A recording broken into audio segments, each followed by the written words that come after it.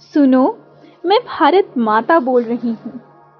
मैं माता हूँ, अपने बेटों की खुशहाली चाहती हूँ। मेरी हैरानी परेशानी का सबब आज का बदलता परिवेश है। मैं जानती हूँ समय के साथ सब बदलता है और यही प्रकृति का नियम भी है, लेकिन यह बदलाव मेरे बेटों को पतन के रास्ते पर ले जाते दिखे तो दिल में पीड़ा होती है। कभी मैं गुलामी की जंजीरों में जकड़ी थी। मेरे सपूतों ने अपनी जान की बाजी लगाकर मुझे उन कठोर जंजीरों से मुक्त किया। उस समय मैं खुलकर हंसी थी, चहकी थी। मेरी उन्मुक्त खिलखिलाहट चारों ओर फैल गई थी। मेरी आंखों में सुनहरे भविष्य के सतरंगी सपने तैरने लगे कि अब फिर से स्थितियां बदलेंगी। अब मेरा कोई बेटा भूखा और बेसहारा नहीं होगा। मेरी बेटियां फिर से अपने गौरव को पहचानेंगी और मान सम्मान पा सकेंगी। मेरे नन्हे नन्हे बच्चे अपने मजबूत हाथों से मेरे गौरवपूर्ण अतीत को भविष्य में बदलेंगे। जैसे कि पहले मेरी ख्याति थी, वह मैं फिर से पा सकूंगी। पर ये क्या? ये मैं क्या देख रही हूँ? ये मेरे नौनिहाल, जिनके दम पर मैंने अपने मजबूत भविष्य के सपने संजोए हैं, इन्हें कुछ इस तरह समझाया गया है कि अपने पाठ्यक्रम को रटे रटाए तरीके से पूरा करके अगली कक्षा में जाने को ही अपना भविष्य समझ बैठे।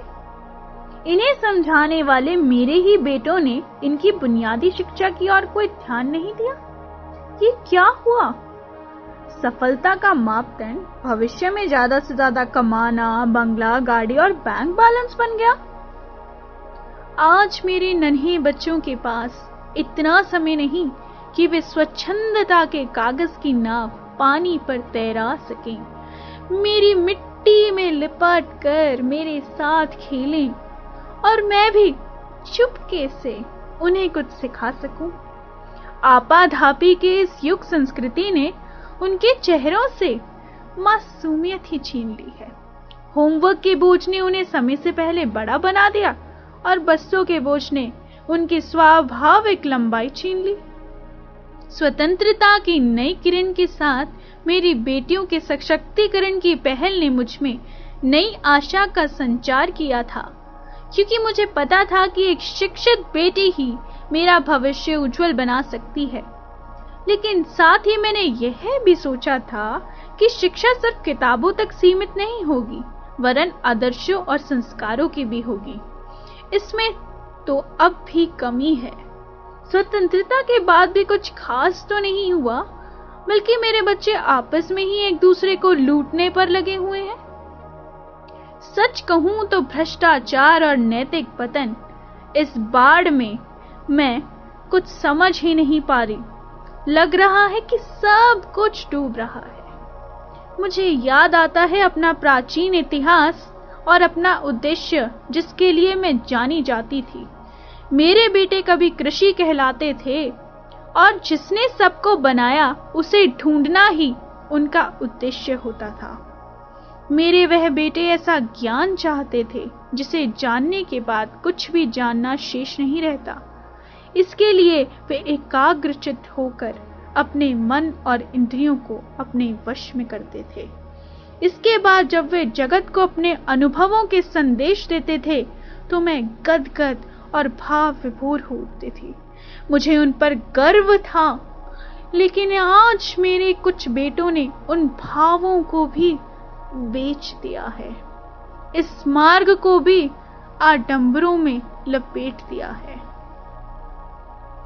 काश मेरे बच्चे फिर मुझे और मेरे प्राचीन गौरव को समझ पाएं। मुझे अब भी यह आशा है कि मेरे बेटे फिर से अपना अंतःकरण जगाएंगे और मैं फिर से अपने उसी रूप में जानी जाऊंगी। मेरी यह दयनीय स्थिति देखकर स्वयं भगवान से भी नहीं रहा गया। वह भी अपना ऊंच सिंहासन छोड़कर मेरे पास आए और मेरे बेटे को, मेरे अपने बच्चों को ब्रह्मा कुमारी के द्वारा ये सुंदर संदेश दे रहे हैं कि सुख और शांति के साथ पवित्रता के मार्ग पर चलो, ताकि एक बार फिर मुझे मेरा गौरव वापस मिल सके। अंग्रेजों की गुलामी के बाद काम, क्रोध, लोभ, मोह और अहंकार की जंजीरों से भी मेरे बच्चे मुक्त हो जाएं, जिससे मैं फिर से सोने की चिड़िया कहलाऊं। मेरे बेटों, उठो, जागो और तब तक संघर्ष करो जब तक तुम्हें भौतिक और आध्यात्मिक लक्ष्य प्राप्त नहीं हो जाते। तुम सुन रहे हो ना? हाँ, मैं भारत माता बोल रही हूँ। ये बात हवाओं में बताए रखना, ये बात हवाओं में बताए रखना, रोशनी होगी, आत्मिक चिराग जगाए रखना। विकारों से स्वतंत्रता, विकारों से स्वतंत्रता, यह मूल मंत्र बनाए रखना। आजाद तिरंगे को, आजाद तिरंगे को अपने दिल में बसाए रखना, अपने दिल में बसाए रखना। सुनो सुनो, मैं भारत माता बोल रही हूँ, मैं भारत माता बोल रही हूँ।